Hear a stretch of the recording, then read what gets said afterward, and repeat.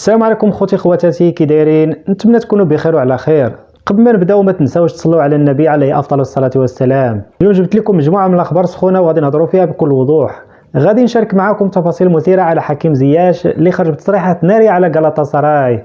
غادي نهضروا على لوكمان اللي ربح الكره الذهبيه الافريقيه وسط صافرات الجمهور، وكيفاش كيواجه اشرف حكيمي ضغط المباريات مع باريس سان جيرمان. فما تنساوش ديروا لنا لايك وتشتركوا في القناه حيت الدعم ديالكم هو اللي كيعطينا الطاقه باش نستمروا. نبداو مع حكيم زياش اللي مؤخرا خرج بتصريحات قويه هزت الوسط الرياضي في تركيا وحتى في العالم. زياش قال بصريح العبارات: علاقتي مع غالاتا سراي سالات وما بغاش يبقى في الفريق.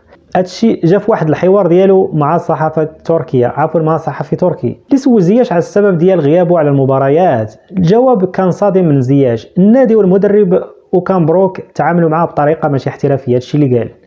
وحكى زياش على بزاف ديال الحوايج بحال انه ما كيلعبوش كلاعب اساسي ولا حتى كيخليوه في الاحتياط، يعني كيبقى في الاحتياط، وحتى ملي كيخليوه يلعب شي دقيقه او دقيقتين او ثلاثه غير باش يسدوا ليه الفم. ولكن واش عارفين علاش؟ لانه في العقد ديالو كاين واحد البند كينص على انه اي لاعب لعب عدد معين من المباريات غادي تجدد العقد ديالو اوتوماتيكيا لموسم اخر. هادشي خلى الاداره ما تبغيش تعطيه فرصه باش ما يحققش هاد الشرط، وبغاو يتهناو منه الصيف الجاي. من جهه اخرى كاين واحد المشكل ديال المستحقات ديال زياش مازال ما خداش الرواتب ديالو كامله، وهذا الشيء زاد كبر المشاكل. واحد الحاجه اللي زاد طين بله هي العلاقه المتوتره بينه وبين المدرب اوكان بروك اللي حتى في اخر مباراه ما بغاش يسلم عليه قدام اللاعبين وقدام الجمهور. شنو راكم في هاد التصرفات؟ واش زياش كان عنده الحق يخرج بهاد التطريحات ولا كان خاصو يقاد الامور ديالو بطريقه اخرى؟ يوم من بعد هاد المشاكل اللي وقعت في تركيا، زياش كيبان عنده باب جديد في فرنسا. نادرين الفرنسي كيبان مهتم بزياش، والمدرب ديالهم كيشوف فيه لاعب اللي يقدر يعطي الاضافه للفريق، خصوصا وان نارين باغي ينافس على مراكز متقدمه في الدوري الفرنسي. المفاوضات ديالو مع زياش كيبان متقدمه، وكنظن ان انتقاله غادي يكون خطوه ايجابيه.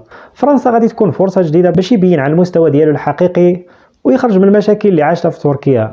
واش كتشوفوا ان زياش غادي يرجع بقوه في الدوري الفرنسي؟ نجي دابا نهضروا على اديمولا لوكمان اللي توج بالكره الذهبيه الافريقيه. هادشي الصراحه خلق بزاف ديال الجدل، خصوصا ان الجمهور كيصفر عليه اثناء التتويج وكيهضر على اسم اشرف حكيمي. لوكمان قال في الندوه الصحفيه من بعد الحفل انه ما كانش كيتوقع ينجح يفوز بهذه الجائزه، وذكر في التصريح ديالو ان الرحله ديالو كانت صعيبه بزاف بين النجاح والاخفاق والفشل، ولكن مع ذلك خدم على راسه وتوج بالجائزه.